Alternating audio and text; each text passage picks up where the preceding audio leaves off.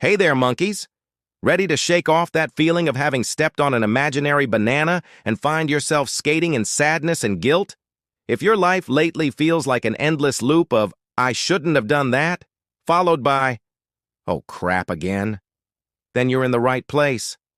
Welcome to the Anti-Coach Social Club, the only place where your chimp side can shine without judgment and where we help you evolve without motivational bullshit. Today, we're going to climb this slippery mountain of sadness and guilt together. Curious to know how a bunch of misfit primates can help you? Then grab this vine and come with us, understanding the vicious cycle. Let's start with an image. Imagine our good old friend, the chimpanzee. He's there, calm and collected, until he slips on a banana peel. It happens to the best of us, right? But instead of getting up, dusting himself off, and moving on, what does he do? He starts beating his chest, screaming, mentally reliving the exact moment he slipped, blaming himself for not seeing the peel, lamenting the pain in his ass. And the more he does this, the more trapped he becomes in that moment, in that emotion.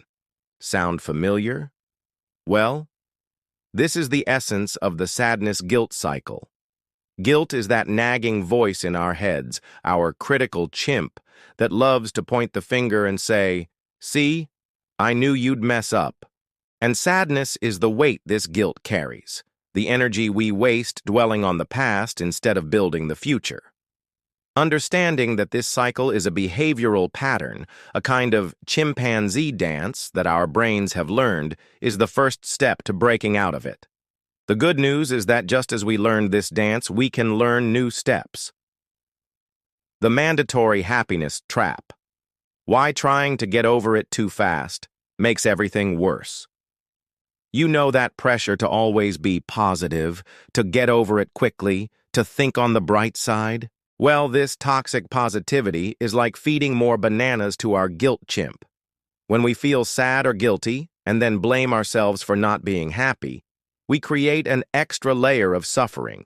It's like falling off a vine and instead of finding a steady branch, starting to beat yourself up for falling. The truth is, feeling sadness and guilt are part of the human experience. They are emotions that signal something to us, that teach us important lessons. Trying to sweep them under the rug, or worse, feeling guilty for feeling them, only prolongs the cycle. Allow yourself to feel. Acknowledge the emotion, like a curious observer would notice a chimp making a funny face. Say to yourself, "Okay, I'm sad. Okay, I feel guilty," without judgment. This acknowledgement is the first step to disarming the trap of mandatory happiness. Peeling the banana, the crucial difference between blame and responsibility. We've reached the crucial point, the moment when we separate the wheat from the chaff, the banana from the slippery skin. Guilt and responsibility are not the same thing, although we tend to mix the two in our emotional salad. Guilt looks back with a whip in hand, focusing on who made the mistake, usually ourselves, and how terrible we are because of it. It paralyzes, it poisons, it offers no way out. Responsibility, on the other hand, puts on its detective hat and asks, "Okay, what happened? What was my part in this? What can I learn and how can I act going forward?" Responsibility is about action, about learning, about growth. Imagine you knocked over a potted plant. Guilt would say, "You're such a klutz, you never do anything right." Responsibility would say, "Okay, I knocked over the pot.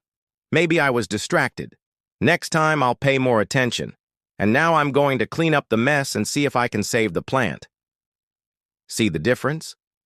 One drowns you in self-criticism, the other pushes you to solve the problem. Our goal is to swap the guilty chimp costume for the responsible monkey suit. Detective mode, how to investigate the root cause. Without beating yourself up, now that we know that responsibility is the way forward, how do we put it into practice? By activating our detective mode. Forget the executioner mode that loves to torture us with negative thoughts. Detective mode is curious, investigative, like a scientist chimpanzee analyzing a new type of fruit. When you feel trapped in sadness or guilt, stop for a moment and ask yourself, what really happened? What factors contributed to this situation? What was I feeling before? Be honest with yourself, but without judgment. Imagine you're investigating a case, gathering evidence. Questions like, was I tired, stressed, hungry? Did I feel pressured? Did I ask for help when I needed it? Can reveal patterns and triggers that led you to that situation. The goal isn't to find someone to blame. Remember, we've already retired the blame chimpanzee, but to understand the bigger picture. The more you understand the causes, the easier it is to prevent the cycle from repeating itself. It's like learning the safest paths in the jungle to avoid falling into traps. Anti-guilt micro-rituals, training your chimp with ridiculously small actions. Breaking out of the cycle of sadness and guilt doesn't happen overnight. It's a learning process, a process of reprogramming our inner chimpanzee. And the best way to do this is with small steps, with anti-guilt micro-rituals. Think of them as little bananas of positive reinforcement for your brain. For example, did you make a small mistake? Instead of torturing yourself for hours, apologize if necessary, and move on. Use the 2-minute rule. If there's something small you can do to correct the situation or alleviate your guilt, send an email, tidy up, organize a space, do it immediately. Another powerful micro-ritual is the farewell letter to guilt. Write down everything you feel, all the accusations you level at yourself, and then tear up the paper or burn it. Safely, primates. The important thing is to create small, concrete actions that take you out of the rumination cycle and put you on the path to resolution and self-care. Every small step, no matter how insignificant it may seem, is training for your inner chimpanzee to learn new ways of reacting to life's setbacks. Call in the troops, the superpower of sharing your mess. There's a superpower often overlooked in our journey of self-discovery. Human connection. Sadness and guilt thrive on isolation, on silence. They thrive in the shadows of our unspoken thoughts. Sharing your mess, your struggles, your mistakes with someone you trust, a friend, a family member, a therapist, or even our community here at the Anti-Coach Social Club, can be incredibly liberating. It's as if, by verbalizing your experience, you lift a huge weight. Suddenly, you realize you're not alone in this jungle, that other chimpanzees also trip over banana peels from time to time.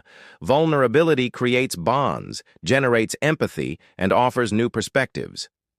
Sometimes all we need is to hear an "I've been there too," to realize that our sadness and guilt don't define us. So, the next time you feel stuck in the cycle, remember to rally your troops. Don't be afraid to show your scars. They are proof that you fought, fell, and got back up, and that you don't have to do it alone. What's up, monkeys? Did you catch the vision? Breaking out of the cycle of sadness and guilt is a journey, not a magic trick.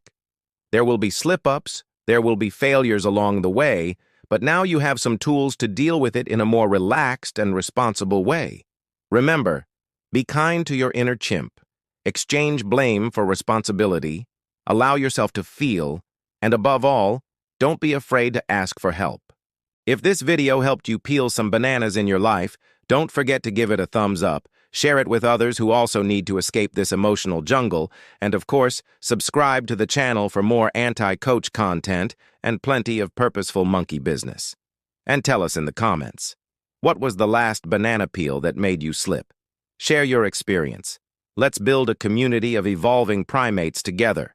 Until next time, and remember, life is too short to be stuck in a loop of guilt and sadness. Let's swing this cage together.